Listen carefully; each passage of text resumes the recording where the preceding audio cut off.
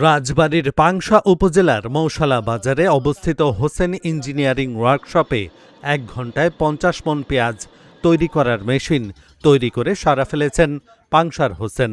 মেশিনটি এমন প্রযুক্তি দিয়ে তৈরি, মেশিনের মধ্যে পেঁয়াজের গাছসহ অপরিষ্কার পেঁয়াজ ছেড়ে দিলে একদিকে পেঁয়াজের গাছের ময়লা অংশগুলো পাশ দিয়ে বের হবে, অন্যদিকে পরিষ্কার পেঁয়াজগুলো সামনে দিয়ে বের হয়ে আসবে। তবে কৃষি কর্মকর্তা বলছেন, হোসেনের তৈরি করা পেঁয়াজ কাটার মেশিন তৈরি করে কৃষকরা বেশ উপকারও পাচ্ছেন।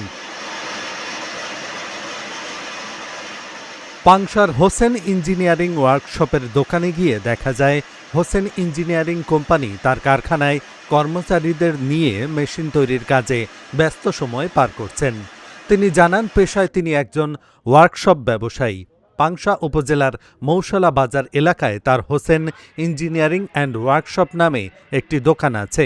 ওই দোকানেই তিনি মেশিন তৈরির কাজ করে চলেছেন। মেশিনটি তৈরি করার পর এর জনপ্রিয়তা বিভিন্ন জেলায় দিন দিন বেড়েই চলেছে। ৩ হর্স দিয়ে এটি তৈরি করা হয়েছে। সুইচের সাহায্যে স্বয়ংক্রিয়ভাবে মেশিনটির মোটর চলে। মেশিনটি ১,৭০,০০০ টাকা বিক্রি করা হচ্ছে। আমার মা বোনেরা ওই পেঁয়াজটা বটি দিয়ে কাটে, অনেক সময় লাগে একটা একটা করে ধরিয়ে। তখন আমার ভিতরে চিন্তা আসলো যে না, আমি একটা মেশিন বানাবো, এই মেশিনটা ডালি ভরি অথবা বস্তা ভরি যাতে দেওয়া যায়।